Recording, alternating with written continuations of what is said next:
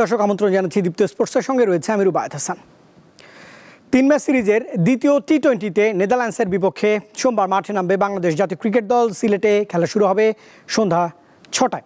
সংযুক্ত আরব আমিরাতের মাটিতে আসন্ন এশিয়া কাপের প্রস্তুতির প্ল্যাটফর্ম হিসেবেই নেদারল্যান্ডস সিরিজকে বিবেচনা করছে বাংলাদেশ দল। সিলেটে প্রথম ম্যাচে দুর্দান্ত জয় পেয়েছে লিটন বাহিনী, আর দ্বিতীয় ম্যাচে জয়ের ধারা বজায় রেখে সিরিজ নিশ্চিত করতে চায় লাল সবুজের প্রতিনিধিরা।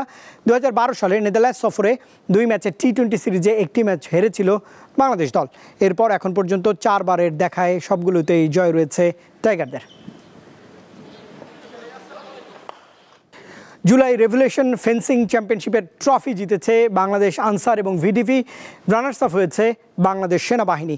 শনিবার শহীদ captain M Mansur Ali handball স্টেডিয়ামে চ্যাম্পিয়ন এবং রানার্স আপ দলের হাতে পুরস্কার তুলে দেন বাংলাদেশ ফেন্সিং ফেডারেশনের সভাপতি কামরুল ইসলাম। এ সময় সংস্থার সাধারণ সম্পাদক বসুনিয়া এম আশিকুল ইসলাম সহ অন্যান্য কর্মকর্তারাও সেখানে উপস্থিত ছিলেন। আসন্ন এসএ গেমসের আগে আরও কয়েকটা প্রস্তুতিমূলক টুর্নামেন্ট আয়োজনের কথা জানায় ফেন্সিং সভাপতি।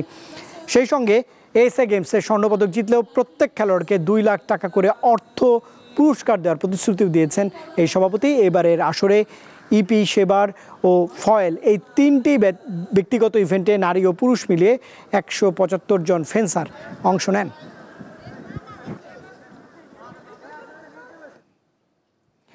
বলা হয়ে থাকে রণক্ষেত্রে তলোয়ার নিয়ে লড়াইয়ের সংস্কৃতি থেকে ফেন্সিং খেলার উৎপত্তি।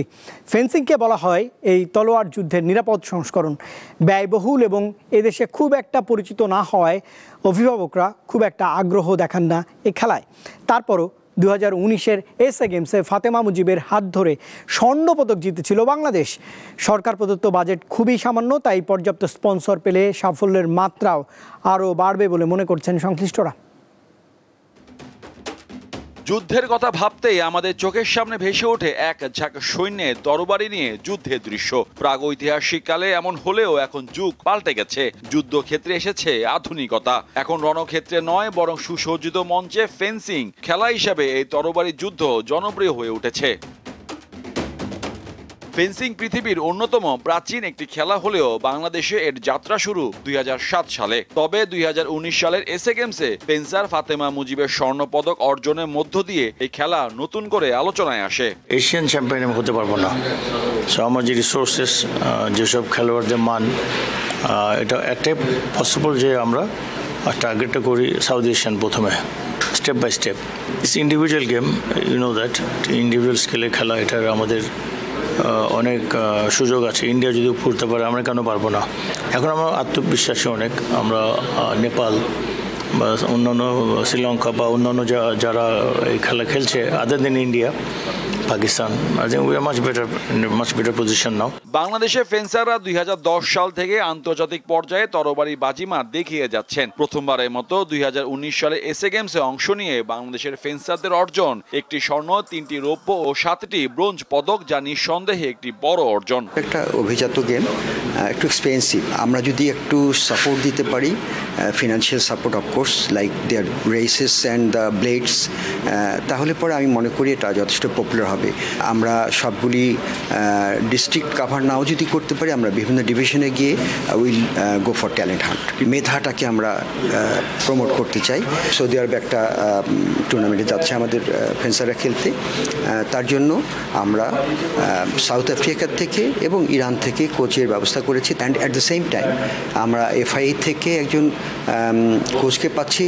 2026 সালের 23 জানুয়ারি থেকে 31 জানুয়ারি পাকিস্তানের 3টি শহর লাহোর, ইসলামাবাদ ও ফয়সালাবাদে শুরু হবে সাউথ এশিয়ান গেমসের আসর। এবারও ফেন্সিংয়ে স্বর্ণ জয়ের পাশাপাশি পদক জয়ের আশা করছেন খেলোয়াড় ও কোচরা। মোহাম্মদ হাসিব, দীপ্ত স্পোর্টস, ঢাকা। শনিবার মুন্সিগঞ্জে বর্ণাঢ্য আয়োজনের মধ্য দিয়ে শুরু হয়েছে ইউথ ন্যাশনাল ফুটবল চ্যাম্পিয়নশিপ। উদ্বোধনী ম্যাচে মুখোমুখি হয় মুন্সিগঞ্জ এবং মাদারীপুর জেলা। 8টি জোনের 64 জেলা দল অংশ নিচ্ছে এই টুর্নামেন্টে। বাছাই পর্ব শেষে নকআউট রাউন্ডের মাধ্যমে নভেম্বরে হবে গ্র্যান্ড ফাইনাল। উদ্বোধনী অনুষ্ঠানে প্রধান অতিথি হিসেবে উপস্থিত ছিলেন যুব ও ক্রীড়া উপদেষ্টা আসিফ মাহমুদ সজীব ভূঁইয়া। সাংস্কৃতিক পরিবেশন এবং অফিসিয়াল লোগো উন্মোচন করা হয় স্টেডিয়ামে। আসরের মোট 112টি ম্যাচ আয়োজিত হবে জেলার এই স্টেডিয়ামে।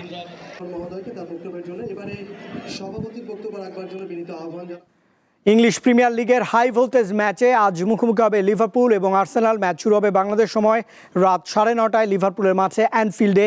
এই ম্যাচ ঘিরে জমতে শুরু করেছে উত্তাপ, কারণ দুই দলই টানা 2 ম্যাচ জিতে এবারের মৌসুম শুরু করেছে। আর্সেনাল গত 3 মৌসুমে দারুণ খেললেও 3বারই দ্বিতীয় হয়ে সন্তুষ্ট থাকতে হয়েছে তাদের। এছাড়া অ্যানফিল্ডে লিভারপুলের বিপক্ষে 1 যুগের বেশি সময় ধরে জয় পাননি গানাররা। এদিকে লিভারপুল এবার রেকর্ড পরিমাণ অর্থ ঢেলে দলটাকে সাজিয়েছে নিজেদের মতো করে। সবশেষ 5 বারের দেখায় 3 জয় আছে অল রেডদের, আর 2টি রয়েছে ড্র। সন্ধ্যা 7টায় আরেক ম্যাচে ব্রাইটন অ্যান্ড হোভের মুখোমুখি হবে ম্যানচেস্টার সিটি। এদিকে লা লিগায় রাতে মাঠে নামছে স্প্যানিশ জায়ান্ট বার্সেলোনা। প্রতিপক্ষ রায়া ভালকানোর বিপক্ষে ম্যাচ শুরু হবে রাত 1:30টায়।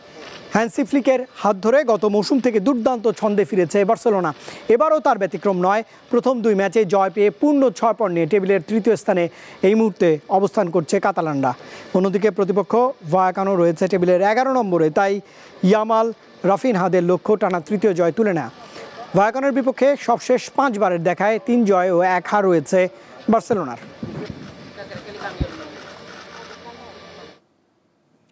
তরুণদের মাঠমুখী করতে মিরপুরে শুরু হয়েছে উদয়ন ব্রাদার্স ক্লাব মিনি বার ফুটবল টুর্নামেন্ট।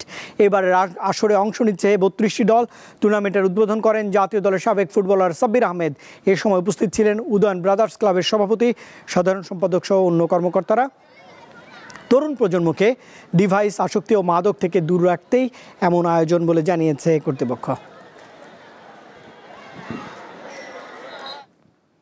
অন্যদিকে হবিগঞ্জে জুলাই স্মৃতি জেলা প্রশাসক ফুটবল টুর্নামেন্ট অনুষ্ঠিত হয়েছে। হবিগঞ্জের আধুনিক স্টেডিয়ামে বেলুন উড়িয়ে ফুটবলের এই টুর্নামেন্টের উদ্বোধন করেন জেলা প্রশাসক ডক্টর ফরিদুর রহমান।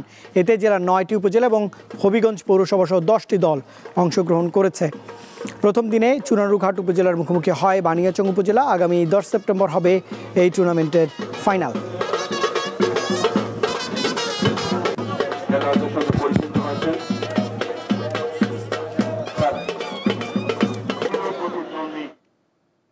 আর দর্শক, এই ছিল আজকের মতো দীপ্ত স্পোর্টসের আয়োজনে।